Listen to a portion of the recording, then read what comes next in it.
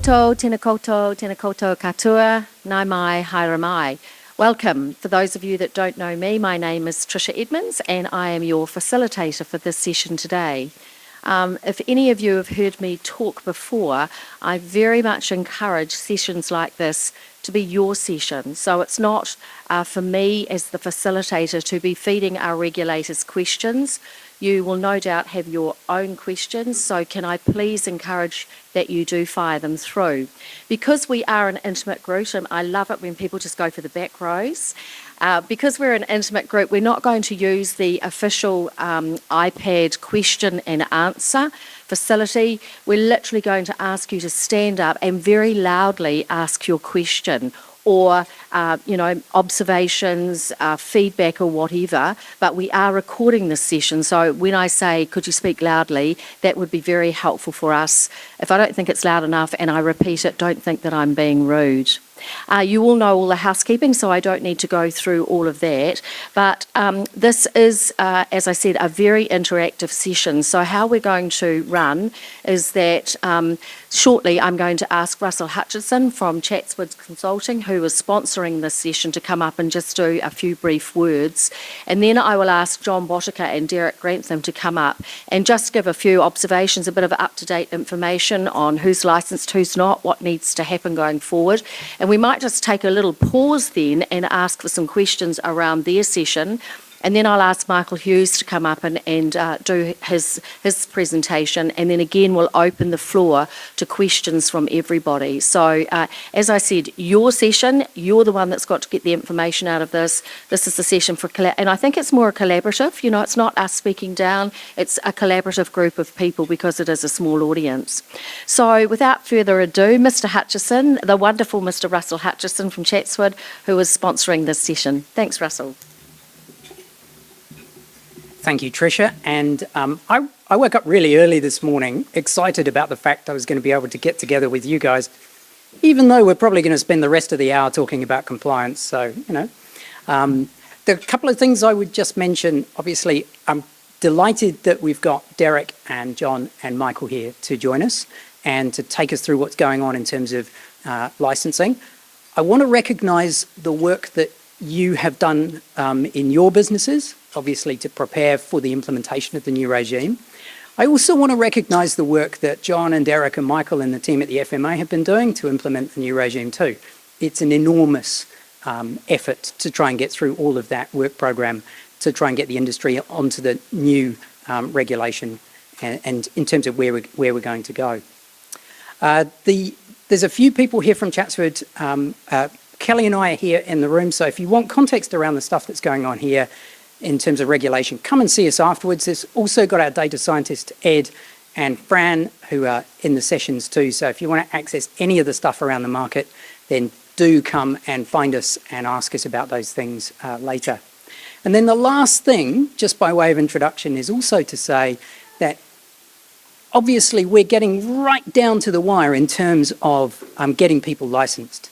If you know someone who is not licensed, tell them that the clock has nearly got to midnight and they need to get moving. If you know someone who is not licensed, by all means, bring them into your business. But of course, it's not business as per 2019. It's got to be business as per 2023. So welcome, and I hope you enjoy the session. Cheers. Thanks, Russell. Now, while our friends from the FMA are making their way to the stage, a couple of things and a good segue. So John and Derek and Michael, I'm not scary, you can come up and sit up here if you want to. Russell, a good segue into a point that Russell's just raised about if you haven't got your licence. So I co-chair the Financial Services Council Professional Advice Committee, and we were thinking what add value could we be providing to advisors, to groups, to networks, because interestingly enough, there are an awful lot of myths out there around our March 2023 date. So yesterday, the FSC launched a 10-myth document that the Professional Advice Committee and our legal friends pulled together, asking some pretty tough questions and giving some responses about where people might think they're going or regulations going, and in fact how wrong they are. So at some stage we may default to those questions, but they are available for you to see. There was a media release notice that went out yesterday. So again, it's a commitment from the FSC and all the community bodies to help everybody get across the line. So I'm kind of looking around the room and think that I would suspect most of you people are across the line. So let's also take a future focus on this. I mean, Samantha talked about transformation. That's her mandate, her remit, but we need to think also that we're going from a licensing regime into a monitoring environment. So I will be getting Michael to flesh that out. So first of all, I'm going to ask John to come up. Thank you, John. Ahia pai. Now my haere mai, haere mai. Thank you, Tricia. And Russell, unlike you, I do not need to get out of bed early in the morning to think about regulation. I know, sad. I thought I would just kick off, just talk a little bit about licensing numbers, because I often get asked that question. So where are we at with the numbers of financial advice providers that have moved across from their transitional licence into their full licence? So as of this morning, I think we have now just touched the 1,000 mark. So 1,000 financial advice providers are either operating under their full licence or they have made an application, and Anita, who is here with us in the audience, who looks after our licensing team, her and team who are actively reviewing those in the queue. So that brings us to 56% of everyone now, I just said, operating under a full licence. However, if I also look at the number that are sitting in the FSPR queue, because those of you who will have applied for their licence, and you will have remembered that you start that journey with first applying for the service on the FSPR and then jump on into the FMA portal. There are roughly 500 sitting in that queue. So clearly tells us that they, again, are actively sort of looking at their licence application. So when I bring all those numbers together, we hit the mark of 84% of all businesses that are said that are well and truly on that journey. So with 6 months to go, I think that as an industry, and I think the commitment that you are all showing to the value of advice, those statistics certainly back that up. So some of those in that FSPR queue may be a little stale, because there are a few who've been sitting there since last year. So I look at that and I go, so say between 15 and 20% of those FAPs today clearly are still thinking around what their future might be. And I put those roughly into three camps. So I think there's one camp who actively have plans in place, be they succession plans, and they know exactly what they're doing. There will be another camp, I think, who probably understand what's ahead, but not quite there yet. So the client haven't worked out whether they'll get their own licence, perhaps work for someone else, or there may be a tad of those who may have underestimated the time, to actually get there. And the last camp, I think, have either made the decision not to go, so they're going to leave the industry, or for whatever reason actually don't get it. So you'd be surprised the number of people we still come across that say, what regulatory change? All will tell us, I already have a licence, it's called a transitional licence, do I need to do something else? So let's hope that they in turn make really effective decisions, because after all, what we're really looking to achieve is to ensure that their clients have the continuation of advice, continuation of client care as we move through March of next year. So that brings me on to, and I'll just touch a little bit on product providers. Now, most product providers are telling us, depending on contractual arrangements they have with their advisors, no licence, no remuneration come March of next year. So our expectation on product providers is that they must know the status of the advisors that they back to promote their products. So again, we're looking to have no orphan clients. So in those cases, providers should actively be looking at ways that they can support those clients where they're in a situation where those advisors will no longer be part of our industry moving forward. And I said the engagement with providers at this point has been quite positive when it comes to that. The other thing I can say, and it is a message that we had back in March of 21 when we went through the first gate, is to be under no doubt whatsoever. We will track and we will check all advisors that they have transitioned through to a full licence or have ceased providing advice. And in those cases where we see people operating outside the law, we will take enforcement action as is appropriate. I thought also I would just very briefly touch on our friends in Australia. And we now know was looking at the latest news, they yet again seem to be going from pillar to post and suggesting what looks like to me to be somewhat of a return to self-regulation. I think removing the duty to act in clients' best interests with an obligation of giving good advice is wrong. I think it's going to be quite difficult for them to actually define what good advice might be. But anyway, it sounds a little bit like to me as dressing salespeople in advice suits, or indeed maybe the emperor's new clothes. We will keep a close eye on what's happening over there. But when I think about the changes that we have, I think we've got the settings pretty much right. So there's that balance between competency and the levels that are set, particularly what I call the non-boundary advice. So we do not have definitions around where you can set the scope of advice. It is completely open playing field, according to the code, so long as your client understands what that scope is and understands the advice. And of course the very important thing that's embedded right through the legislation and through the code is advisor ethics, which I think are very, very strong. Also, in sort of looking around the market, talking to lots of people as we do, there's a couple of comments that I've heard recently, or I may have read them. I can't recall where or when, but it was about advice, and there were two sort of quotes. It's been one thing after another for advisors. And the other is switching off from this industry is nigh on impossible at the moment. And I think we all feel that. And I think it's been true of our lives, over the past 2 to 3 years. And in particular, there's one thing for me and for our team at the FMA is not to forget the stress and anxiety that we see in the industry. But we also need, I think, to acknowledge the resilience that advisors have shown through this period. One other thing is the advice gap. And I know it's an age-old problem and it's been there for quite a while, but it's something that I want to concentrate a little bit on once we're through March of next year. And what I'm thinking about is perhaps putting together something like a ginger group. So a group of people that can start to think of what the possibilities and opportunities might be as we move forward, to really start to enliven some of the thinking and actually do something once and for all to try and solve the problem.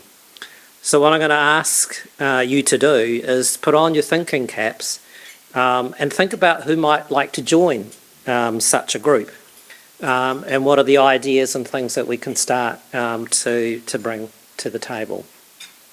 So on that note, I'm going to hand over to Derek, or Mr. Derek as we call him, from those who remember the TV show Basil Brush, sorry Derek, or as he prefers to be called from Downton Abbey, Lord Grantham. Over to you, Derek.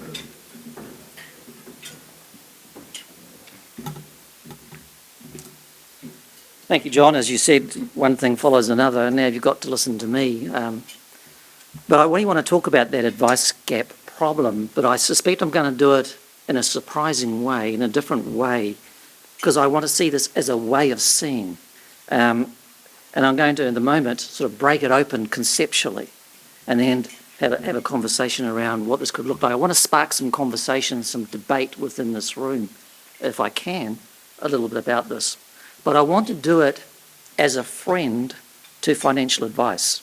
I've been part of the financial advice sector in some shape or form for most of my career, and I think I'm someone that at least cares about financial advice, and that's where I'm coming from. The other thing I want to note is that this profession, like many professions, might come to a point in time where you have to think about your self-conception. You'd have to think again about what is your purpose and think again about what is the end that you serve. And there are those in the sector that have, or in other professions who have said, hey, look, we're here to serve the public good. And if we just keep doing what we've always done, then we will make the world a better place. And have discovered that that's not necessarily true. And so it's often time to start to get a bit more ambitious about what it is that you do and how you do it and how you think about it. But I find the advice gap is an interesting way of thinking about the future of the advice sector and the future of financial advisors. So if we break it down conceptually, when we talk about the advice gap, there are at least 4 levers. One is affordability, one is accessibility, sustainability, and good quality advice. So you need to put them together in a coherent way. When you do that, you come up with a statement that says something like, what we want for consumers is to have access to affordable, good quality advice on a sustainable basis. Then you might say, well, that's something that sounds really good for the sector, and it sounds really good for the community at large, but we are not there. So therefore there must be a problem, and we start to search for the problem. And so you start to look at each of those levers. And you might start with looking at good quality advice, and you say, well, that's where the problem is. But then you'd say, with all of these reforms and the regulatory changes, that can't be the case. And I'd have a lot of sympathy with that, although I think it's wrong-footed to simply ignore it. So then you might look somewhere else and say, where is the problem? Because we're not there, it must be somewhere. And maybe it is in affordability. So often what you'll hear is a statement made that we want ordinary people, which means just about everybody, to be able to have access to affordable financial advice. But the reality is you're in business. And not everybody when you're in business can afford your services. And so it is that there'll be some consumers who can get the help and they need elsewhere easily and readily, and perhaps better help in terms of it's better set up for them, in terms of being able to go and talk to the bank, or advice tools, or budgeting services. So maybe that's not where we look. So we look elsewhere. Maybe it's in the access problem. We say that there are people that can afford the advice, but they don't see the value in it. They don't see the point in it. And that's the problem. But what can happen is that we continue to search for this problem and we continue to try and find solutions, but we don't quite get there. And we see that in jurisdictions everywhere where we've just focused on this as a problem statement. And I think that if you look at regulation and the way in which it's kind of had an impact on each of those conceptual levers, you would say, well, it's had some benefit, but it would be naive to think that that alone can fix everything. There must be a lot more that can be done. And I think back to my days as an advisor, and I'm going back, as you can imagine, a long time, I still find as a sector, they're talking about the same questions that we talked about when I was an advisor, still trying to find the answers. And it's telling me that we are focusing on the wrong questions. We're not asking we need to find a way to ask better questions. And so what I'm suggesting is, if we take a pluralistic approach to what I'm talking about in the advice gap, then I think what we would do is take a more theological perspective and say, maybe that conceptual framework of we want consumers to have access to affordable financial advice on a sustainable basis is something that we are aiming towards always. It's something that we look to take steps towards in every possible respect. And if we see it as something that we're aiming towards, recognising that you may not always get there, and it may not even be possible to get there, but it's something you can continue to strive towards as a sector, then it may, as John said, open up a whole world of new possibilities. So if we look across what some of those possibilities could look like, you can see, for example, one provider right now is bringing in new advisors from outside the sector, training them up and getting them competent and ready to go. It's just one example of finding an opportunity. There's another one that I talk to advisors groups about a lot, which is how inclusive is your business model really? are there pockets of consumers that when you really turn your mind to it, and you may not have done, but you really think about it, are not in some way accessing your services for whatever reason? Maybe it's cultural. Maybe it's something else. Now, I was talking to someone just before and having that discussion, and I thought it was a really good point, because when they thought about their business, they thought there's quite a few people in our business speak lots of different languages. But we never thought about how we could leverage that to reach a wider consumer population. So there are those kinds of ways of thinking about it. So what I'm really saying, I think, is this is the opportunity to reimagine the future and reimagine what you do, but we need to change this from a problem-solving issue to one where it's a goal, it's something that we are aiming for. So I'll perhaps leave it there, Tricia. Is that a good start to keep that conversation going? So can we just pick questions from the floor? I mean, I guess I'll, full disclosure on this, I work for a product provider, but John, you talked about your expectations of product providers going forward and dealing with people that are suitably qualified, and then I guess an expectation on the product providers to ensure that good advice, and you talked about affordability, Derek, accessibility, sustainability and quality of advice. So can you just kind of engage with us and just talk about how you will be engaging with the product providers on that, just as a wee opener, John? Yeah, sure. Thanks, Trish. We're already having conversations with product providers, and as you probably heard from Sam early this morning, around the absolute focus on continuing to engage with the sector, and hopefully you will feel and will get a feel for that around the journey that we've been on with financial advisors. And we're going to extend and keep that level of engagement now going as we go across the waterfront of financial services, a set of which I believe financial advice is one of the most important. But our engagement with the product providers is pretty much, we're seeing that we're on the same side. So when we go to talk to the product providers, which we have already, and when I made the comment that said no license, no rem sort of thing, is we're actually all on the same side, because what we're really looking to do is to ensure that we have the most robust and most connected cycle that we have between how a client engages with you through, in products, through financial advice. So we really don't want to get to the situation where we get to March of next year and we find that that relationship is now broken because the advisor has now decided to leave the industry. So we want to think forward around what that is to ensure that that connection continues, and it may be the introduction of a new advisor. It may be that the product provider steps up, and then from a client care perspective, they actually, but they know, so they know exactly every single advisor they have on their books around where they are from a license perspective next year, so they can fill the gaps until such time, perhaps, as a longer term solution may evolve. And so our conversations have actually been really, really very positive, and they're actually very aligned. Cool. Any observations or comments on that? I'm going to start pointing at people shortly.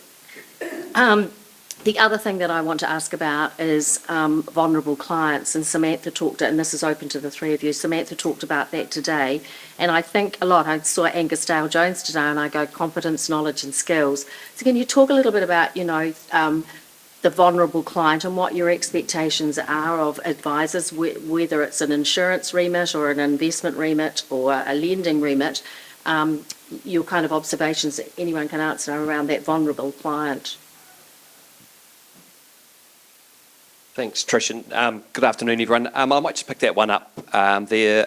Certainly, when we started to talk about this concept of vulnerability and vulnerable clients, I reflect back to 2019 when we undertook the Conduct and Culture report on insurers, and we started to probe and ask about what vulnerability was.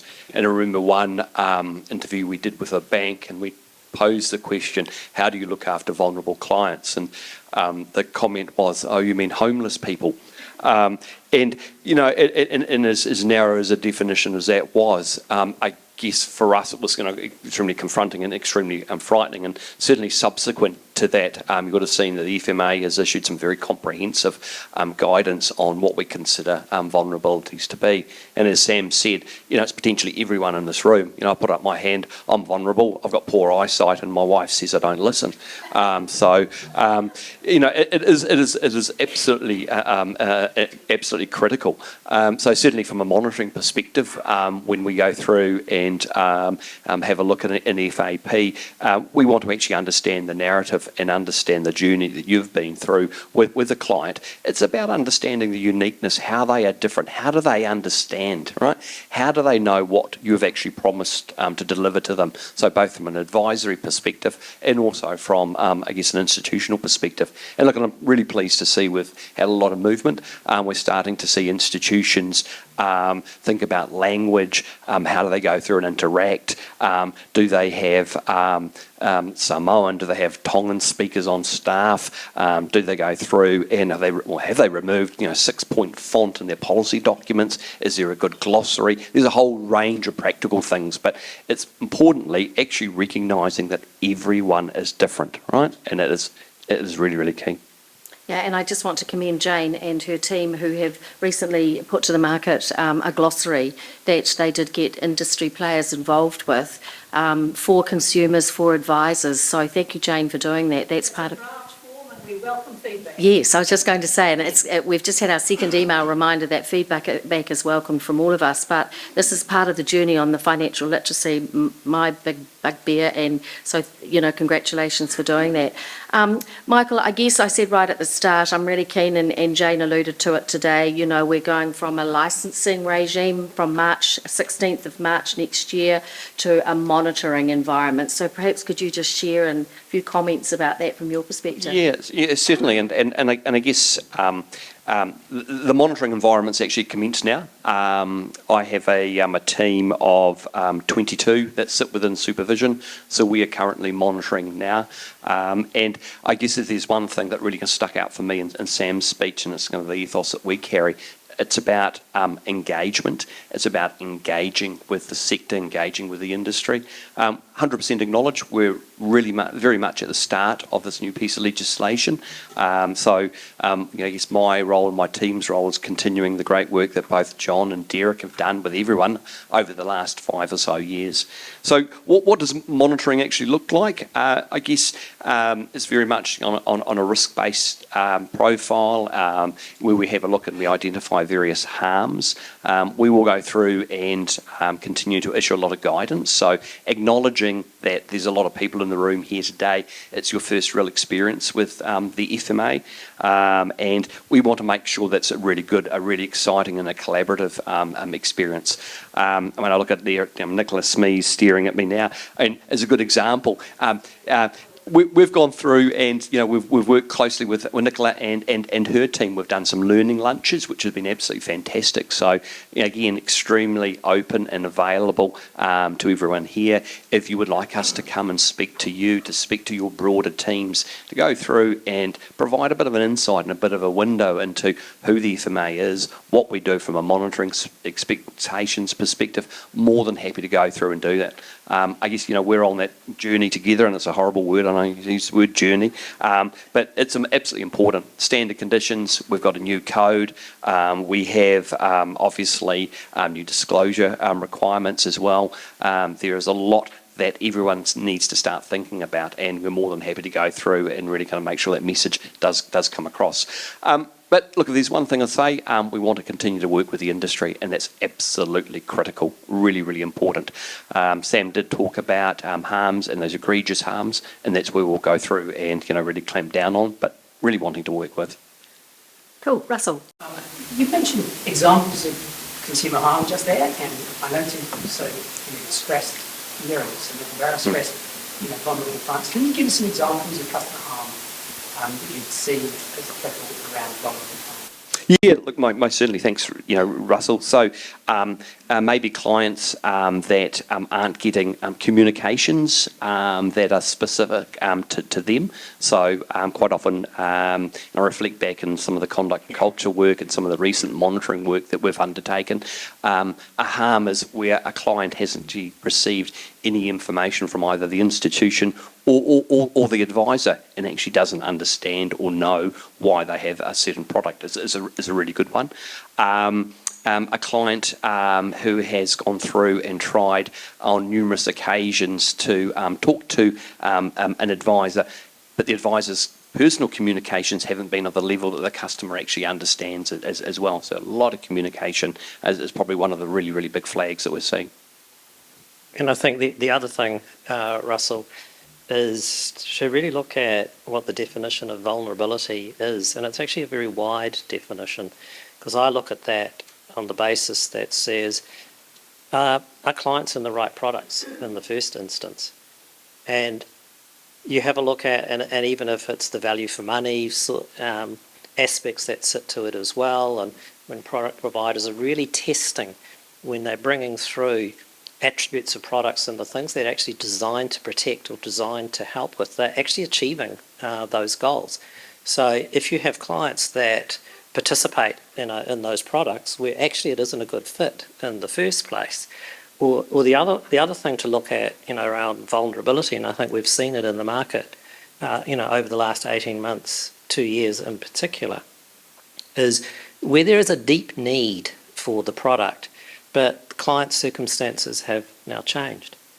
And it might well be, is there an affordability issue that they actually can continue to have the protection that they really need? So how is the product provider responding to those situations as well? So how do you get to know when a client moves perhaps more into this vulnerability sector around it? And one of course is an active advisor who really understands the needs of their clients and customers. But the other from the product provider is as well, with the vast amount of data, intelligence, and things that we now have access to, then I would expect providers to start doing some of those natural searches, to start thinking around who might now have moved into this category. Is it someone whose direct debit has been missed a couple of times? How are they thinking about the data in a really intelligent way around what that starts to mean for them as well? And maybe just building on that, if you haven't already, have a good read of our consumer credit replacement thematic that we released last year, and certainly to John's point, and it was called out with the Life Insurance Conduct and Culture report, low value products where clients have passed away and they've had an accidental death policy, but I was actually expecting a life cover policy because someone's died of natural causes, or consumer credit replacement where we saw these proper advised products were cancelled and then replaced with CCRI, which has a very, very low payout rate. So I think the industry has moved along, especially from an institution's perspective, and it's really pleasing to see a lot of these low value products are disappearing. We've got about 6 minutes left, so I'm going to pose a question out here. The challenges that you are seeing, and as I said right at the start, I think we've got a savvy audience here, but what are still the challenges out there for your clients, for yourselves, the roadblocks or the opportunities? I'm keen to hear a bit of feedback from you. Thank you. Tricia, John, the idea you mentioned of a advisory group, I think that would be a really good idea. Because the challenge that I have noticed with people that I'm working with is some advisors are so focused on doing it right. And they have to do it right, but they've gone away from realising that it's a different relationship. And how do you find out about it? It is that relationship, and it is the soft skills that, when a lot of the really experienced advisors in the industry, that's what they really say, the relationship. So, that balance, and I agree, and I think if you have the advisory group, dealing with advisors that are actually in the field on a regular basis, and working with people in the field, from what you're trying to do, would be very valuable. Thanks, Chris, for that support on that. I think we're going to need the right group, and not too big, because we obviously don't want to spend lots of time navel gazing on it, actually coming up with some ideas. But the reason why I really started to think about that and wanting to tackle that issue is a little bit like, what is actually happening across the ditch, and this problem of the advice gap, and for a lot of the reasons that Derek sort of spoke about as well, is an issue in every jurisdiction. And what I have seen most jurisdictions try to supply the answer to that by changing the regulatory framework for those. And every single time that has happened, it has never worked. So I think Derek probably hit the nail on the head with that. It actually isn't addressing what the real problem is that sits underneath that. And that's why I think that we're probably lucky in the cycle globally around catching up with conduct regulation and things. We've seen lots of things that don't work. We do not want to be like our friends across the way who are constantly fiddling and changing things. There's nothing worse than, regulation is hard enough to get your teeth into and actually understand and get to understand it without a constant fiddle and change that sits sort of behind that as well. So, a place hopefully we never get to. But which is why I think, as I call it, the ginger group, is I think something that we can seriously get our teeth into and really start to come up with some answers, some really good practical things I hope that, we can find together are just going to make changes. Maybe small steps to start off with, but I just, the passion in this industry and everything that we've heard of over the last sort of few years, we have to crack it. We just have to do it. Any other comments? We've got 3 minutes left, so I guess last question to me, to the three of you.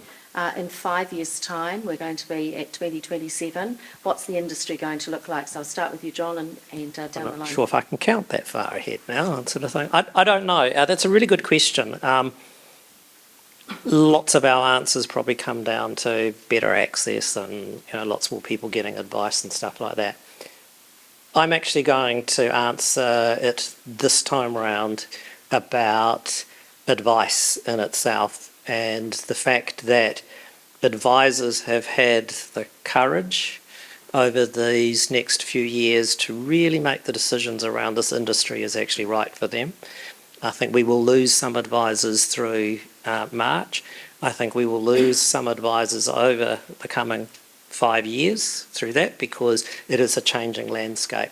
Whether you call it the professionalism of advice or whatever it is, but by changing nature of who our customers will be, we really like us to see that across the various segments we actually have new, competent, enthusiastic, fantastic advisors that are able to build those relationships right through the different series of demographics and things that we have.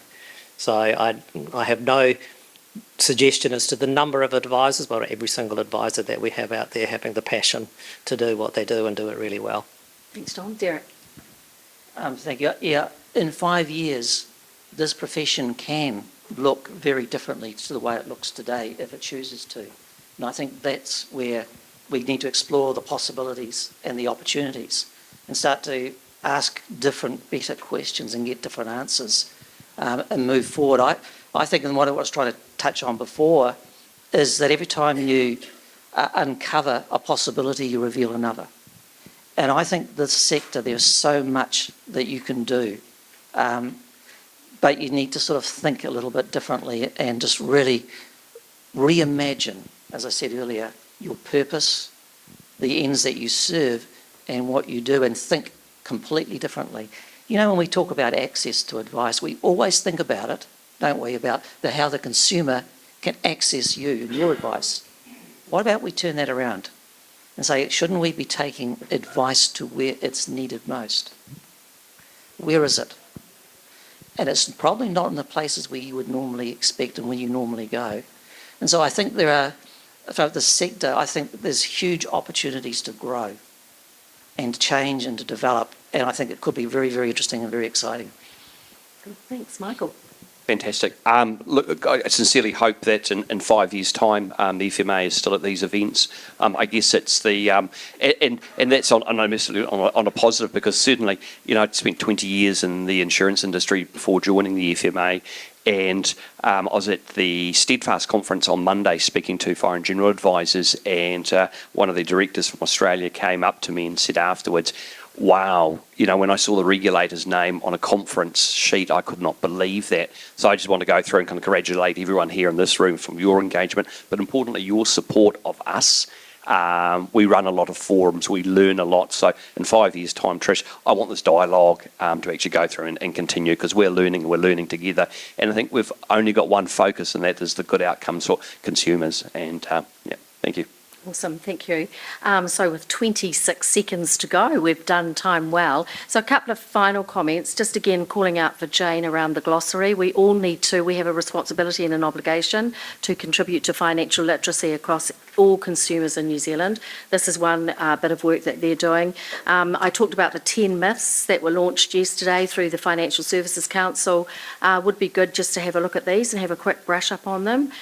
They had quite a lot of eyes across it, and Mr. David Ireland was also involved, and Penny Sharon, so we think this is a really good document as well. And finally, I want to congratulate all of you. I think we do forget sometimes that you're actually awesome. You're really awesome in what you do with people, looking after my grandchildren and my daughter and everybody else's grandchildren. So congratulate yourselves, pat yourselves on the back, and also the fact that you've come to this conference is commitment from you, that you are passionate and you're committed to it. So thank you, John, Derek and Michael. Thank all of you. Enjoy the rest of your conference. Thank you.